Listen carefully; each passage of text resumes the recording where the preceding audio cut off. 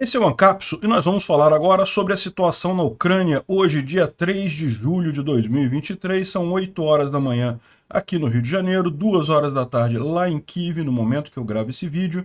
Mas antes da gente entrar no assunto propriamente dito, deixa eu falar para vocês que eu vou participar hoje do podcast Fala Glauber, que é um podcast especializado em polícia, em militar, nessa área mais militar, aqui no Rio de Janeiro. Vai ser às 17 horas e 30 minutos lá no canal dele. Eu vou deixar aqui o link do canal dele. Ele não colocou aqui ainda o vídeo com a chamada, mas deve aparecer aí até às 17h30 lá, né? Bom, aqui na Ucrânia hoje nós não temos notícias boas, tá? Temos algumas notícias ruins. A primeira delas é que o Kadyrov deu sinal de vida junto com o Delin Hanov. Vocês lembram que aquele oficial dele que também suspeitava-se que estava morto, né? Pois é, ambos apareceram num vídeo mostrando a data e coisa e tal, aquela coisa toda, né? Infelizmente, né? Nem sempre a gente tem boas notícias para dar aqui.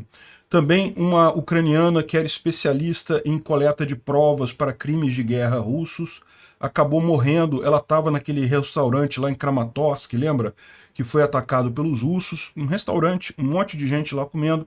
Ela foi ferida nesse ataque, estava no hospital, mas infelizmente não resistiu e morreu hoje, né? E também temos alguns ataques de drones Shahid 136 que aconteceram ontem, principalmente aqui na região de Sumy, aqui na Ucrânia. Vamos falar sobre essas notícias ruins. Temos outras notícias boas também. Os ucranianos continuam avançando aqui nas frentes em Orihiv, em direção a Robotny, e também aqui nas frentes de Velika Novosilka, né? O progresso é devagar, como a gente estava falando, mas isso é o esperado mesmo nessa fase da contraofensiva. Os ucranianos estão reclamando muito da falta dos F-16 na linha de frente, né? A gente já tinha falado sobre isso.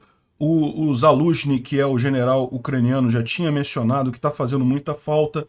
Os aviões ucranianos são de uma geração anterior aos aviões russos, então é preciso pelo menos equiparar isso daí, mas parece que o Ocidente está meio que demorando a fornecer os F-16. E existe uma suspeita nisso daí que a gente vai falar agora, que é justamente o medo da Rússia desabar completamente, né? Ou seja, o Ocidente quer que a Ucrânia ganhe a guerra, mas quer que ela ganhe bem devagarzinho para dar tempo dos russos se acomodarem lá na Rússia. Eles imaginam que, se essa contraofensiva ucraniana tiver muito sucesso, for muito rápida, eles temem que figuras como Prigozhin ou outras pessoas até piores lá dentro da Rússia acabem no poder, né? Então isso é um problema realmente, porque esse negócio de ganhar a guerra devagarzinho, você acaba matando muita gente, né? Acaba tendo um custo em termos de vidas ucranianas muito maior, né? Vamos falar sobre isso. Será que é isso mesmo que está acontecendo? Será que tem algum outro motivo, né? Vamos falar também sobre a usina nuclear de Zaporizhia, que continua o pessoal certo que os russos vão explodir essa usina, já estão fazendo preparações para a emergência nuclear que vai resultar disso daí. Enfim, como vocês veem, não são boas notícias hoje, né? Além disso, nós vamos falar também de 3 outros assuntos que são menos críticos, mas que também têm algumas indicações aí importantes, né? Primeiro, os russos disseram que conseguiram uma forma de craquear a criptografia do WhatsApp, do Telegram e do Signal. Então estariam conseguindo rastrear mensagens nesses aplicativos. Mas não é bem, não conseguem quebrar a mensagem em si, só conseguem saber quem está mandando mensagem para quem, né? Além disso, a gente tem a informação de que a missão de paz do Papa fez água, não conseguiu nada nem na Rússia nem na Ucrânia, o que é imaginado, né? A gente sabe que esse Papa ele está só repetindo as palavras de ordem do Putin, está só falando o que o Putin quer que ele fale, né? Era lógico que isso não ia dar em nada. E por fim a gente vai falar sobre a grande investigação que está acontecendo, a grande suspeita que surgiu no governo brasileiro de que o Brasil é uma incubadora de espiões russos, né? Eu já estou falando isso aqui desde o início do ano, aliás, desde o início do ano passado, desde o início da guerra. A quantidade de espião russo que tem aqui no Brasil é impressionante e eu me pergunto realmente até que grau eles estão dentro da estrutura do governo brasileiro, né? Porque é aquele negócio, né? Bolsonaro, quando foi aconselhado a não ajudar a Ucrânia, teve gente aconselhando ele a fazer isso, ou seja, pode ter sido coisa realmente de uma infiltração muito grande dentro do governo brasileiro nessa área, né? Vamos falar sobre esses e outros assuntos em detalhes. Essas notícias foram sugeridas por Caneta Ancap, Stalin foi para a Disneylândia e várias outras pessoas. Obrigado aí ao pessoal que sugeriu a notícia. Obrigado a você que está assistindo o nosso vídeo. Se você gosta do nosso conteúdo, por favor, deixe o seu like, se inscreva aqui no canal, né? Uma coisa que eu esqueci de mencionar é que o tópico do bate-papo lá no Fala Glauber vai ser a guerra da Ucrânia, né? Bom, aqui, ó, infelizmente, na notícia ruim aqui, o Alan Delinhanov, que é aquele oficial lá do Kadyrov, que estava também dado como morto algum tempo atrás, e o próprio Kadyrov, que o pessoal estava falando que estava muito mal e coisa e tal, eles gravaram um vídeo dizendo que estão bem, estão tomando café da manhã lá na Chechênia e coisa e tal. O que eles falaram que eram? Que eles espalharam os boatos de propósito, por quê? Porque eles estavam fazendo... Como é que chama mesmo aquele negócio? Que é aquela peregrinação a Meca. Eles foram a Meca, né? Eles são muçulmanos e existe um costume muçulmano de uma vez por ano, se não me engano, ir a visitar a Meca. Acho que pelo menos uma vez na vida, né? Todo muçulmano deve visitar a Meca lá, o local sagrado lá do muçulmano, enfim, e eles queriam deixar isso em segredo, que eles iam desaparecer alguns dias, aí fingiram a própria morte e coisa e tal, né? Eu não sei se isso é verdade, se isso é mentira.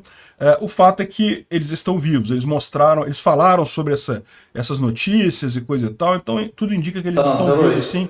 Mostraram o celular com a data, né? Enfim, tudo indica que eles estão vivos, sim, infelizmente. Agora, o pessoal apontou aqui que, de fato, o Kadyrov está bem inchado, né? Ou seja, essa ideia de que ele pode estar com falência renal não está de todo descartada, não, né? Pode ser que ele realmente esteja fazendo tratamento para falência renal. Para quem não sabe, quando você tem problema nos rins, o primeiro sintoma que aparece é justamente você se inchar muito, porque o rim não consegue tirar o líquido, né, do seu corpo, enfim. Pode ser que realmente ele esteja com problemas, né? Bom, outra má notícia que tivemos hoje, né? A Victoria Amelina, ela morreu dos ferimentos que ela teve quando houve aquele ataque na pizzaria lá de Kramatorsk, né? E quem que é essa moça?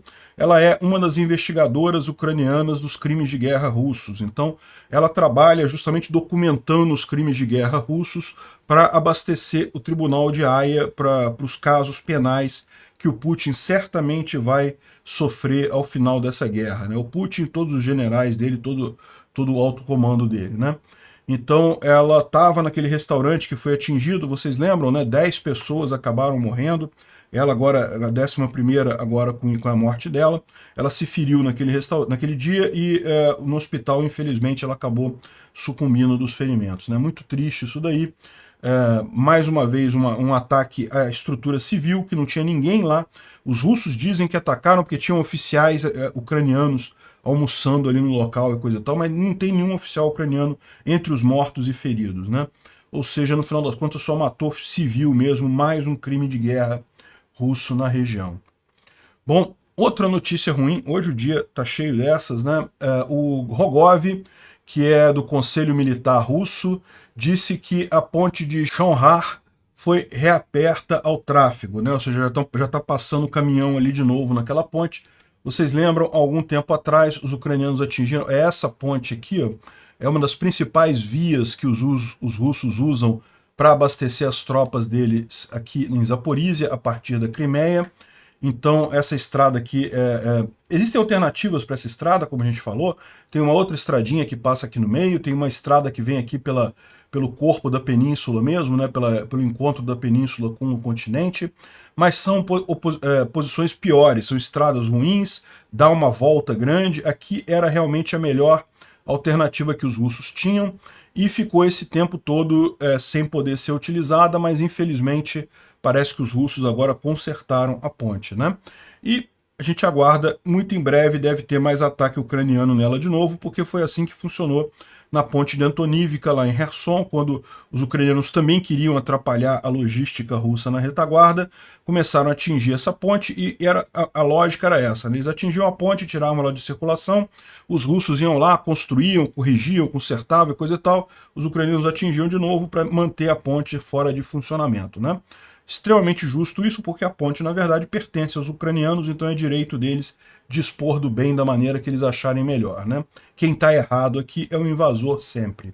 De qualquer forma, durante essas 2 semanas que a ponte ficou fora de operação, isso já causou problema, já causou atraso na logística russa ali na região, já dificultou as coisas para eles, né? E agora, muito em breve, vai ser tirado do ar de novo daqui a pouco, mas não deixa de ser uma má notícia o fato de que eles voltaram a usar a ponte, né? Mais um problema que a Ucrânia teve ontem foi esses drones Shahed 136, que foram usados pelos russos em vários lugares da Ucrânia, inclusive aqui em Sumy, atingindo uma casa, um prédio residencial. Uma pessoa foi morta nesse ataque aqui, ataque civil, não tinha nada nessa região aqui. Enfim, tá aqui como ficou a casa depois de atingida. Isso daqui é o resultado final dessa explosão que você está vendo aqui, né? Isso aconteceu hoje de manhã. Aqui, ó, bem cedinho na segunda-feira, e mais uma tragédia aqui, né? Ao longo dessa noite toda, inclusive durante a manhã, as forças russas lançaram 17 drones desse tipo Shahed 136, esses drones iranianos, e 13 deles foram derrubados pela defesa antiaérea ucraniana. Infelizmente, alguns atingiram os alvos, como foi o caso desse drone aqui lá na região de Sumy, né? Muito triste isso daí. Mas, bom, as más notícias são essas, né? A gente tem algumas boas notícias agora. Por exemplo, a gente tem a questão aqui desse quadro comemorativo do Patriot, que indica uma informação muito importante. A gente não sabe se a Ucrânia divulgou essa foto de propósito ou se vazou sem querer, mas vocês lembram no dia 13 de maio, em que houve várias aeronaves russas derrubadas no Oblast de Briansk, né? Briansk fica aqui em cima, esse aqui é a cidade de Briansk, é a capital do Oblast, né, ou estado de Briansk aqui. Isso aqui é território russo. E naquela época, vocês lembram, foram 3 helicópteros e 2 aviões que foram derrubados nessa região. E aí muita gente não sabia o que aconteceu, se foi fogo amigo, se foram os próprios russos que derrubaram essas aeronaves, o que aconteceu. E agora o que essa imagem aqui confirma é justamente, está aqui, ó, 13 de 5 de 2023, 13 de 5 de 2023, ou seja, foram exatamente 2 aviões e 3 helicópteros aqui derrubados nessa data, né? Ou seja, são justamente os 3 helicópteros e 2 aviões lá de Briansk que foram derrubados. Aí tem mais um monte de drone Shahed, um monte de outros aviões em outras oportunidades, mísseis e coisa e tal. Tudo isso daqui derrubado pela bateria Patriot, onde estão marcadas essas coisas aqui, né? Ou seja, botar uma bateria dessa lá na linha de frente ia fazer uma festa com aqueles helicópteros russos que estão lá. Eu não sei porque que eles não estão fazendo isso. Bom, eles têm medo de perder a bateria Patriot perto da linha de frente, né? Mas de qualquer forma mostra a capacidade aí do Patriot nesse caso, né? E a gente tem a informação de que hoje também os ucranianos derrubaram mais um helicóptero Ra-52. Isso aqui teria sido feito pela 36ª Brigada Marine, né? O pessoal do grupamento 309, e eles teriam derrubado isso na região de Berdiansk. Ou seja, provavelmente é onde está marcado esse helicópterozinho aqui. Foi a região em que em que o helicóptero foi derrubado, né? Vocês sabem, os helicópteros russos têm sido usados como uma força, quase como uma artilharia aqui nessa região da linha de frente aqui, tem sido muito efetiva, tem atrapalhado bastante os ucranianos por aqui, mas devagarzinho esses helicópteros estão sendo destruídos, né? E o que o pessoal faz a conta aqui é que, no final das contas, o número de helicópteros, imagina, já está abaixo de 40 helicópteros desse tipo que a Rússia tem. Um helicóptero desse custa caro, é difícil de produzir, não se sabe nem se a Rússia tem capacidade de produzir esses helicópteros com as sanções, e eles estão perdendo rapidamente essa frota deles aqui, né? Bom, saiu uma outra notícia que um outro Ra-52 teria sido derrubado na região de Tavri, na região de Kherson. Ou seja, estão falando também que derrubaram de ontem para hoje aqui, ó, isso daqui, ó, dia 3 de julho, né, às 6 da manhã, na região de Tavri, que é, né, esse aqui está aqui, né, a região de Tavri é por aqui. Aqui, ó, Tavrisk é aqui do lado de Nova Kakhovka, né, bem onde tem a barragem que foi destruída ali. Então, o que eles estão dizendo aqui é que teria sido derrubado um outro helicóptero desse, e isso seria o 74º helicóptero que foi derrubado desde o início da invasão. A frota inicial russa era estimada entre 97 e 120, ou seja, apenas entre 40 e 60 deles existem ainda, né?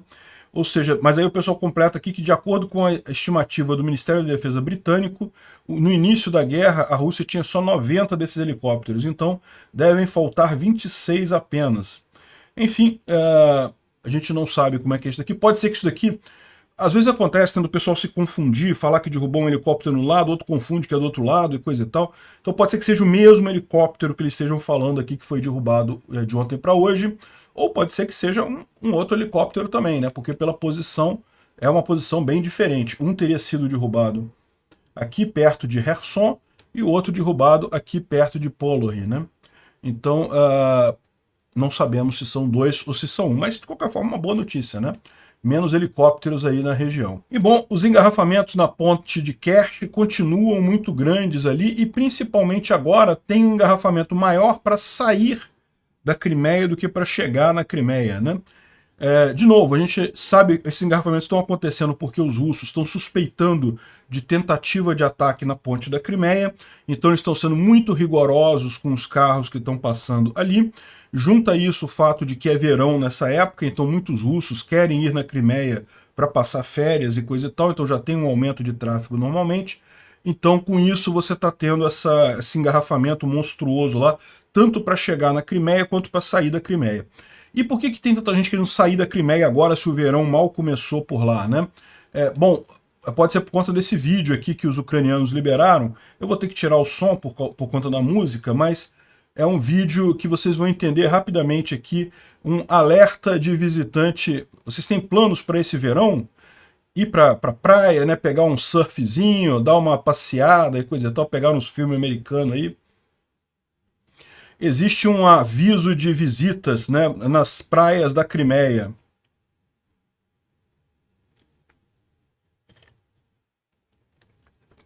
Nós avisamos vocês no verão passado, né? Vocês lembram? Os ucranianos atingiram a Crimeia. No verão passado, deixou muito russo assustado lá com esse negócio, né? E agora nós estamos avisando que a gente vai novamente usar Storm Shadow, né? Tempestades sombrias, né? Você lembra o nome do míssil lá que os ucranianos usam, né? O Storm Shadow, né? Então eles estão falando aqui, ó, toma cuidado, se você vai para a Crimeia, né? Vai estar um clima tempestuoso lá, né? Um stormy weather. Ou seja, já estão indicando que vão usar o Storm Shadow na Crimeia nesse verão, que é para os turistas tomarem cuidado. E aí por isso os russos voltaram e está tudo engarrafando agora a ponte da Crimeia para sair da Crimeia, né? Bom, e ontem teve também um ataque ucraniano numa base próxima a Krasnodar-Rai. Aqui, ó, a base fica nessa região aqui. É uma base aérea que tem aqui, que está sendo usada pelos russos para lançar aqueles drones Shahed 136, né? O ataque, a gente não sabe se teve efeito, né? Causou uma cratera muito grande, mas esse tipo de cratera assim no chão, né, é sinal de que, a menos que tinha alguma coisa ali naquele lugar que explodiu com o ataque do drone, né? Não dá para saber o que destruir chão acaba não resolvendo nada, né? Aqui ó, tem uma imagem aqui do que tinha na região, aqui ó, parece que era um campo de pouso, pode ter helicópteros aqui, isso aqui pode ser coisa de drone Shahed, tá vendo aqui ó? Lançadores de drone Shahed, pode ser que tenha sido isso que tenha explodido aqui, ou seja, quando o drone ucraniano atingiu os lançadores de drone Shahed, os drones que estavam nos lançadores explodiram e acabaram gerando uma explosão grande aqui. Mas a gente não sabe de fato o que houve aqui. Os russos falaram que eles derrubaram o míssil, que era um míssil ucraniano que foi derrubado na região, né? Pode ser que seja, né? Tem aquele míssil Green 2, que é de fabricação ucraniana, e esse míssil não tem a restrição do Storm Shadow e do HIMARS de não ser usado contra o território russo. Os ucranianos podem usar o Green 2 aonde eles quiserem, até em Moscou, se tiver vontade, né? Tem gente dizendo também que parece que isso daqui é uma FAB 500, ou seja, aquela bomba lançada pelos próprios russos, né, uma bomba burra que é mais modernizada, com guia por GPS, e que volta e meia falha, ela falha muitas vezes, os russos já se atingiram com ela várias vezes, pode ser que seja isso também, né? Os ucranianos também atingiram a cidade de Olenivka, que fica ali perto de Donetsk. Então Donetsk está aqui, Olenivka em algum lugar aqui, um pouco mais abaixo aqui. Aqui é Olenivka aqui. É a cidade que foi atingida aqui aparentemente por várias bombas, né, vários mísseis. Pode ser HIMARS, pode ser Storm Shadow, mas a cidade foi atingida pelos ucranianos, né? Bom, vamos falar um pouco sobre a linha de frente. A gente não tem informações sobre a ponte aqui de Antonivka, né, a cabeça de ponte ucraniana aqui, não tivemos nenhuma informação. Isso é curioso, porque a gente estava tendo informação sobre isso daqui do lado russo. Porque os ucranianos estão em silêncio operacional, não falam nada. Os russos que estavam falando, né, dessa cabeça de ponte, coisa e tal. E você lembra que ontem teve um comunicado oficial do Ministério da Defesa dizendo que tinham acabado com isso, que não tinha mais nada ali, coisa e tal. Mas teve vários outros blogueiros militares russos que falaram depois que não, que ainda tem lá. A gente mostrou várias coisas, né? Várias mensagens no Telegram, o pessoal dizendo que não, ainda estão lá, ainda estão disputando, inclusive falando que tentaram atingir, o comandante foi ferido, tiveram que voltar e coisa e tal. Tem imagem dos ucranianos atingindo coisas aqui em Oleshk e coisa e tal. Só que, aparentemente, o que aconteceu de ontem para hoje foi que o Ministério da Defesa russo emitiu uma ordem para parar de falar disso daqui. Aparentemente isso está deixando os soldados russos nervosos, então eles não querem que se fale mais sobre essa cabeça de ponte. Talvez eles tenham desistido, viram que não conseguem acabar com ela, então é melhor não falar para não deixar os soldados preocupados antes do tempo, né? Enfim, a gente não sabe o que está acontecendo justamente porque não tivemos informações aqui, né? Também não tivemos informações sobre, mais uma vez, sobre a situação aqui próximo de Vasilivka, né? A gente sabe que os ucranianos continuam batalhando aqui, tentando tomar Jerebianki. Não está fácil, né? Os russos estão jogando mais reservas aqui na região, mas de qualquer forma essas reservas teriam que ser enfrentadas uma hora ou outra, né? Os russos estão tentando manter a linha de frente aqui, mas uma hora essas reservas vão acabar e aí os ucranianos vão comprometer a força principal deles para avançar nessa direção. Um outro ponto importante aqui, que a gente vai falar mais adiante, é a questão da usina de Enerhodar, né? Tudo indica que sim, os russos vão explodir essa usina nos próximos dias.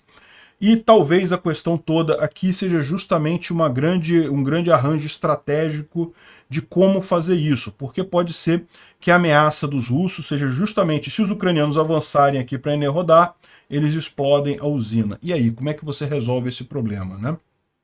Enfim, o que o pessoal está dizendo é que justamente o fato de que a comunidade internacional, o Ocidente, não deu tanta bola para a explosão da represa de Nova Kakhovka, ninguém falou nada. Ah não, criticaram, reclamaram, coisa e tal, mas não teve sanção, não teve nenhum aviso de ajuda adicional para a Ucrânia, não teve nada nesse sentido. No final das contas, os russos se sentem agora empoderados para fazer isso na usina de Enerhodar, né? Enfim, não temos informação. Agora temos aqui na região de Oryhiv, né? Oryhiv, segundo essa mensagem aqui no Telegram russo, né? O Telegram lá é de um cara chamado Arcanjo das Forças Especiais e coisa e tal, né? Uns nomes meio estranhos, mas enfim. O que ele está dizendo aqui, isso aqui é um russo falando, tá? O inimigo foi em operação de assalto, né, de avanço, nas posições do grupo 1430. Existem batalhas acontecendo nesse momento, tanto nossa quanto a artilharia do inimigo estão trabalhando com muita força, né? Não foi vista nenhuma tecnologia estrangeira a não ser os M113, né? M113 são APC, são carregadores de soldados. É um blindado, mas a blindagem dele não é essa coisa toda. Ele tem algumas armas, mas essas armas não são armas muito fortes. A principal função dele é apenas transportar tropas de um lado para outro, né? E aqui o David D lembra que no momento que você percebe que M113 foi capaz de atacar você pelo flanco, né? E o que ele está querendo dizer aqui? É porque o 1430, esse grupo aqui, fica justamente a oeste de Robotny. Ou seja, lembra que ontem a gente explicou que os ucranianos estavam avançando aqui a leste de Robotny e já tinham feito algumas ações aqui em Novoprokopivka, então eles já estão aqui avançando mais a leste de Robotny. Parece que o que eles estão dizendo agora é que também estão avançando a oeste de Robotny. ou seja, parece muito claro uma operação para fazer um cerco e tomar Robotnik aqui. Os russos estão entrincheirados nessa posição aqui. Isso aqui é um vilarejo pequeno, não é nada muito grande, mas as posições defensivas ali foram construídas ao longo de vários meses, então são posições muito difíceis. Tudo indica que os ucranianos estão querendo fazer uma pinça aqui para anular os russos que estão aqui em Robotnik, né? O Noel Reports traz aqui também informações do Argonzo, que é um outro repórter russo, né? Um outro correspondente militar russo. Aqui ele fala aqui sobre que também está tendo ataque, que o inimigo, né, no caso os ucranianos, estão pressionando as posições russas ali em Robotnik, coisa e tal. Reze pelos rapazes, vou rezar para eles irem para o inferno logo. Enfim, aqui está o Argonzo dizendo que na direção de Zaporizhia, as forças armadas da Ucrânia, com apoio da artilharia, fizeram uma operação de ofensiva grande próximo de Robotnik, né? Existe algum progresso. No leste, as forças ucranianas atacaram na direção de Lugovskoy.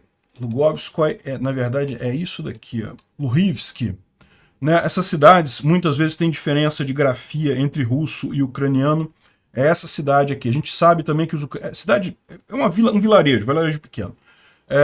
A gente sabe que também que os ucranianos já estão aqui em Luhivsk, já quase que liberaram a cidade ontem, mas os russos retomaram. Enfim, tem muita briga aqui em Luhivsk também. Aqui, os ucranianos conseguiram tomar um número de posições ali. As tropas russas atacaram em outros lugares aqui, Kaminevask, Novoandrivka, Orehiv e Novodanilovka, né? Mas não tiveram, aparentemente, ele não fala em nenhum sucesso. Ele comenta aqui de outros setores também, mas não teve nenhuma novidade nos outros setores, né? Aqui é a visão, a imagem associada a esse texto aqui do Argonzo. Então o Argonzo bota o texto e bota a imagem associada, e tá aqui, né? O Ork é Robotnik, né? É que o tradutor automático acaba traduzindo isso daqui. E Lugovsk é essa cidadezinha aqui, como eu mostrei para vocês, é Luhivsk, aqui nessa região, né? Quem falou sobre esse avanço aqui na direção de Orehiv também foi o Reporting from Ukraine. Esse canal aqui é muito bacana, eu sempre recomendo o pessoal a se inscrever lá.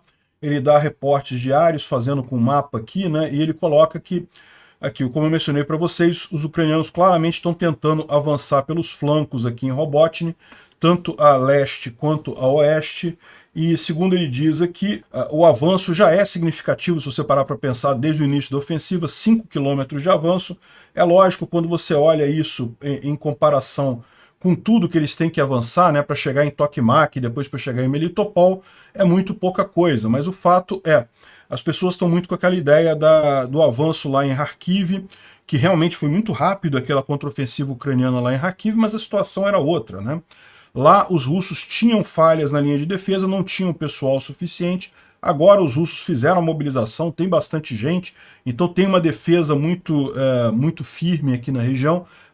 Os ucranianos sabiam que isso ia ser demorado, não ia ser tão rápido quanto Kharkiv. E a prova disso, como ele bota, é que as principais reservas ucranianas, né, as forças que efetivamente foram preparadas para fazer essa contraofensiva, ainda não entraram. O que a gente está vendo ainda é a preparação para a contraofensiva, né?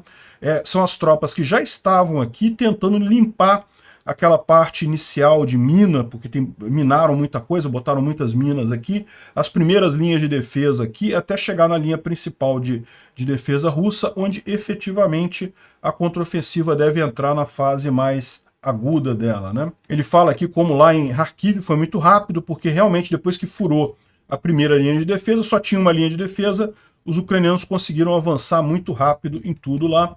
Aqui a coisa está como esperado, né? E eles falam, por exemplo, por que Robotnik está levando tanto tempo para ser tomada? Embora seja um vilarejo com 3, 4 ruas, existem 8 peças de artilharia de grande porte ali dentro.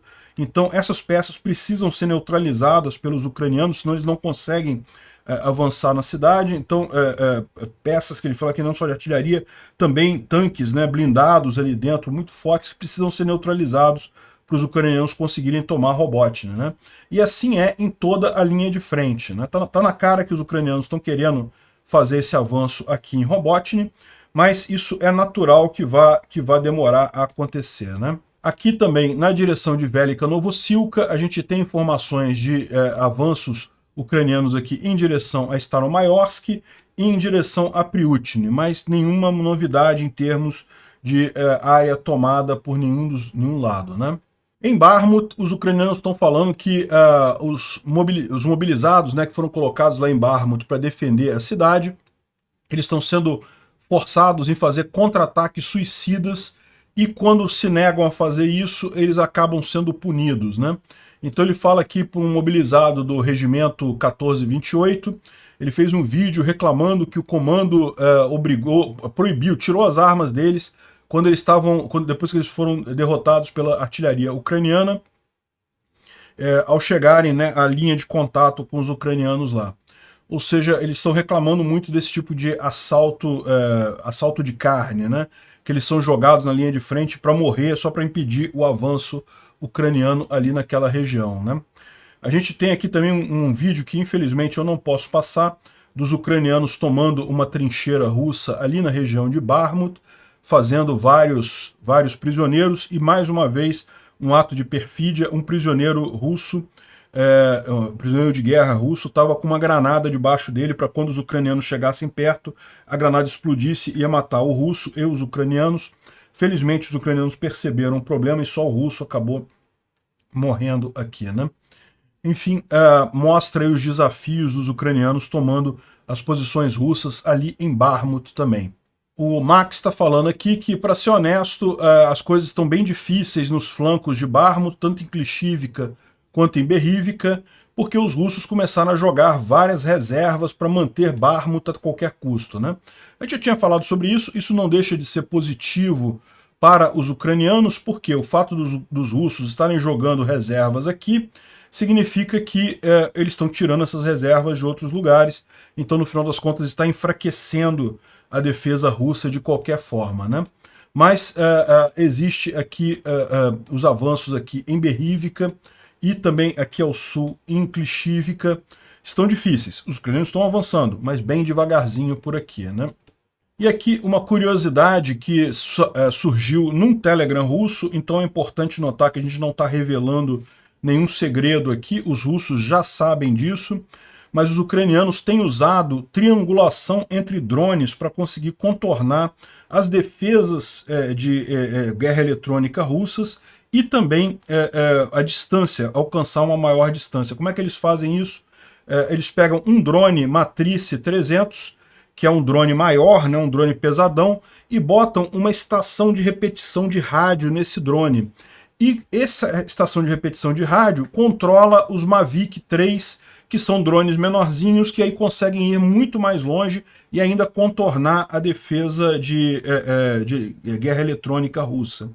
Então essa é uma dica que os ucranianos estão fazendo lá, né? Como a gente está falando, olha só, repara que eles usam frequências diferentes. Para você falar com Matrice e do Matrice para os Mavic são frequências diferentes.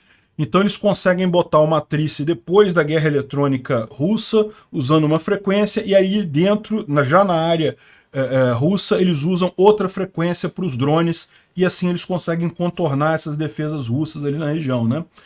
Cara, fico imaginando a quantidade de novidade que a gente vai ter com guerra de drone ao longo dessa guerra, né? O quanto isso está desenvolvendo, o quanto isso está crescendo. E os ucranianos, eles têm equipes inteiras destinadas a modificar drones, a alterar drones, a transformar drones em propósitos diferentes. Realmente é impressionante isso daqui, né?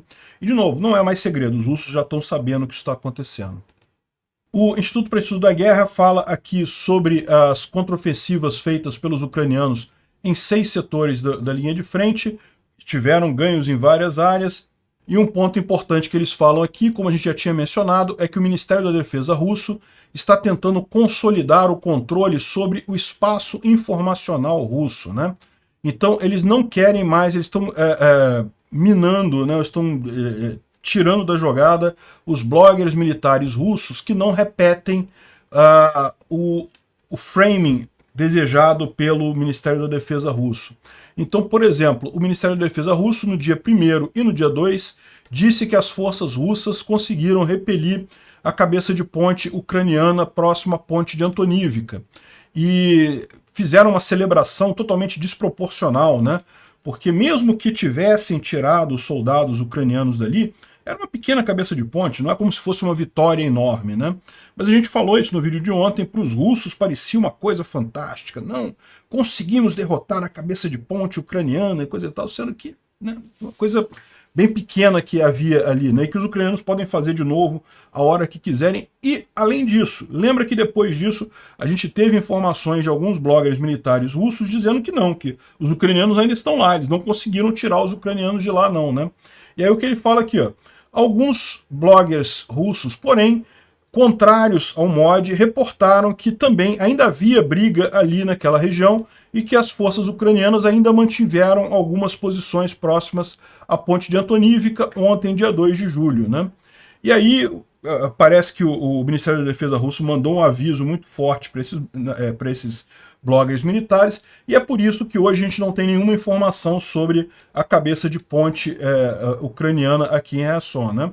Os ucranianos já não falavam nada mesmo, né? E os russos agora não estão falando porque o Ministério da Defesa russo mandou eles ficarem quietinhos e que não pode reportar nada ali, porque supostamente acabou o problema, eles conseguiram tirar os ucranianos, então pronto. É lógico, é mentira, os ucranianos estão lá ainda, mas né, esse é o interesse da informação russa ali, né? Um ponto que eles falam aqui é que o fato da comunidade de bloggers militares russos comemorar um combate trivial desses, né, uma operação trivial dessas, indica que eles não acreditam que tenham nenhum outro sucesso maior do que esse para reportar nessa campanha da contraofensiva ucraniana, né?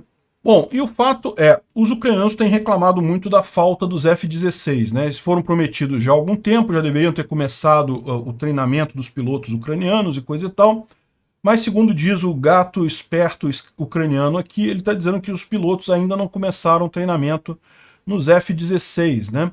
E o Zelensky reclamou disso também, né? E dizendo que o Putin ele está já morto, o Putin já está fraco, e que não há uma vitória da Ucrânia sem retomar a Crimeia. Enquanto a Crimeia estiver sob ocupação russa, isso só significa uma coisa, a guerra não acabou ainda. E isso daqui, essa entrevista do Zelensky, ele também reclamou dos F-16 e coisa e tal, só mostra uma coisa, né? Talvez seja este o problema do Ocidente, talvez seja quem está segurando os F-16 é o Biden. É o governo americano. E por que ele está segurando? Provavelmente porque ele tem informações de que o Putin está muito mais fraco do que se imagina. E lembra, isso sempre foi uma preocupação dos Estados Unidos, da Europa como um todo, né? A Rússia cair, desabar, tem gente muito pior do que o Putin lá dentro. Então, esse desmanche do governo russo, eles querem fazer isso de forma controlada. Eles não querem dar para os ucranianos... O que eles estão vendo é o seguinte, se a gente entregar os F-16 para os ucranianos agora, essa contraofensiva vai deslanchar. Isso vai ser um caos para os russos, eles vão acabar, o Putin vai acabar perdendo totalmente o apoio, né? Essa tentativa de golpe do Prigozhin enfraqueceu demais o Putin lá na Rússia. Se ele tiver uma outra notícia ruim agora, ele cai. E essa é a preocupação do Ocidente no final das contas. Não dá tanta vantagem para a Ucrânia agora, justamente para evitar um colapso completo da Rússia, que pode resultar em alguma coisa muito pior do que o Putin lá no lugar, né? O lado cruel disso é que quem está pagando o preço disso são os ucranianos, né? Porque quanto mais essa guerra se estende, é mais ucraniano que é morto por lá. Muito triste isso. Além disso, você tem a situação da usina de Zaporizhia, né? O pessoal está falando aqui que, olha só, tá mais do que certo, sim, com certeza os orcs vão destruir a planta, o pessoal está dizendo aqui. Dizem que nem todos os reatores estão em cold shutdown, parece que um reator ainda está em hot shutdown, ou seja, ele ainda está gerando vapor. Isso significa que os ucranianos teriam menos de 5 horas depois que os russos fizerem o ataque para tentar resfriar os reatores lá de alguma outra forma e evitar um desastre nuclear na região, né? Então, é aquele negócio, a gente não sabe o que está acontecendo. Segundo o pessoal está dizendo, a previsão é dia 5. Dia 5 é depois de amanhã, que os russos fariam essa explosão na usina de Zaporizhia, mas outros estão dizendo que, na verdade, eles botaram um monte de explosivos remotos, que a situação se os ucranianos retomarem a usina, imediatamente os russos vão explodir a usina, né? Só que aquele negócio, a grande preocupação dos ucranianos é conseguir impedir um ataque nuclear, um acidente nuclear. Eles teriam, então, 5 horas, uma vez destruído o sistema de refrigeração da usina, para recolocar a refrigeração ali e impedir um dano maior, né? Como é que eles poderiam fazer isso? Não sei. Talvez tenha tecnologia capaz de fazer esse tipo de coisa. Talvez seja isso que eles estejam trabalhando e para achar uma solução nesse sentido, né? E talvez por isso que esse fronte aqui, justamente na região de Vasilivka, que é o fronte mais próximo de Enerhodar, está meio que parado justamente por conta de aguardarem uma informação sobre o que vai acontecer aqui com Enerhodar, né? Bom, o Tribunal de Haia criou o Centro de Informação para a Investigação dos Crimes de Guerra Russos, né? Então o Tribunal de Haia já está se preparando para coletar as informações e responsabilizar os oficiais russos depois dessa guerra. Pode ter certeza, isso vai ser muito necessário, né? O Rogov, que é entre aspas, o chefe da Zaporizhia apontado pelos russos, né? Não é de fato, foi colocado lá pelos russos. Ele disse que conseguiu desvendar uma trama para matar ele. Então botaram um vídeo aqui totalmente encenado, tá na cara que é encenado isso daqui, das tropas especiais russas pegando o cara lá, queria matar o Rogov, não sei o que lá. Tá na cara que isso é encenado. Ele deve estar com medo mesmo disso acontecer, então ele está dizendo para o pessoal, olha só, viu, se vocês tentarem vai acontecer isso. Né? Se tentarem vão pegar ele mesmo, né? Outra coisa interessante, o Shoigu falou ontem sobre a tentativa de golpe do Prigozhin, né? Ele falou que o comentário dizendo que foi uma provocação, os planos falharam, primeiro e principalmente porque porque todo o efetivo das Forças Armadas russas demonstrou lealdade a seus juramentos e a seu dever militar, né? As provocações não influenciaram as ações dos grupos de combate e os soldados continuaram a seguir com suas tarefas que foram definidas para ele de forma brava e desinteressada, né? Pois bem, né, só falta ele falar que, na verdade, teve um monte de soldado que jurou lealdade ao Prigozhin, né? Bom, existem informações de que os hospitais militares russos próximos à linha de frente estão sofrendo de muita falta de equipamento e medicamento, né? Segundo eles estão dizendo aqui, apenas oficiais são evacuados para a Rússia, os soldados ordinários, né, os soldados comuns, são tratados sem anestesia, sem medicamento, e todos os suprimentos médicos que existem são providos por voluntários. No final das contas, parece que eles estão numa situação muito ruim ali em termos de equipamento médico, né? Felizmente, a Ucrânia tem uma rede de apoio muito maior nesse sentido, porque tem o apoio do Ocidente e das pessoas também no Ocidente. Muitos voluntários têm feito esse tipo de apoio para hospitais lá na Ucrânia, né? Bom, isso daqui aconteceu em Kabardino-Balkária, na Rússia. Um residente local queimou vários corãs numa mesquita por lá. Ele entrou na mesquita, botou fogo aqui em vários corãs. O pessoal conseguiu jogar água e acabar com o incêndio, né? Mas ficaram bastante danificados os corãs. O plural de um corão é o quê? São corões ou são corães? Eu não sei qual é o plural de corão. Enfim, o fato é que é mais um escândalo aí que aconteceu com a comunidade muçulmana lá na Rússia, né? Um absurdo isso. Vocês sabem, na religião muçulmana, o Corão ele é uma representação de Deus, né? Então você não... de Alá, então queimar o Corão é uma blasfêmia, né? E a gente sabe que tem muita tensão entre católicos, entre cristãos ortodoxos, principalmente, e muçulmanos dentro da Rússia. E por falar em religião, também a gente ficou sabendo hoje que a missão de paz do Papa Francisco, adivinha? Não deu em nada, né? Esse pessoal que não está acompanhando a guerra, não sabe o que está acontecendo por algum motivo. Aliás, isso é muito comum, né? Quanto menos a pessoa sabe sobre o que está acontecendo de verdade, maior a chance dela estar alinhada com a Rússia. A Rússia trabalha realmente no campo da desinformação, aqui do pessoal que não tem informação sobre o que está acontecendo na guerra, né? E aí acontece isso com Lula, com o Papa, com esse pessoal comunista todo. Bom, uma outra informação que a gente teve foi que o FSB descobriu, saiu uma reportagem no New York Times, está aqui a reportagem do New York Times, dizendo que os russos conseguiram avançar no monitoramento de aplicativos de mensagem como Telegram, WhatsApp, Signal e vários outros, depois do dia 24 de fevereiro do ano passado, ou seja, depois do início dessa guerra. Então parece que eles desvendaram maneiras de conseguir, através de um software que é plugado direto na infraestrutura de comunicação, eles conseguem um monte de operações, um monte de informações sobre a informação que está trafegando ali, né? Então, parece que o New York Times teve acesso a um monte desses documentos descrevendo como é que funciona o software. Eles não mostram tudo aqui, né? E o que eles falam aqui, olha só, o software não consegue interceptar mensagens específicas, mas consegue saber quando alguém está usando mais de um telefone, conseguem ligar as relações de rede de uma pessoa com a outra, consegue triangular quais telefones estavam em quais locais em determinada hora. Olha só, se é isso daqui mesmo, se ele não consegue ler a mensagem, então isso daqui não quer dizer muita coisa não. Isso aqui no Ocidente também já tem um monte de software que faz isso. A Polícia Federal aqui no Brasil tem software para fazer isso. Então, assim, não é nada muito novidade, não é nenhuma grande novidade no final das contas, né? A chamada para essa matéria falava coisas muito sérias, né? Não, depois da invasão da Ucrânia, eles conseguiram ler as mensagens, saber o que estava acontecendo em cada mensagem, do Signal, do WhatsApp e do Telegram, e coisa e tal, aqui, ó, Signal, WhatsApp, Telegram.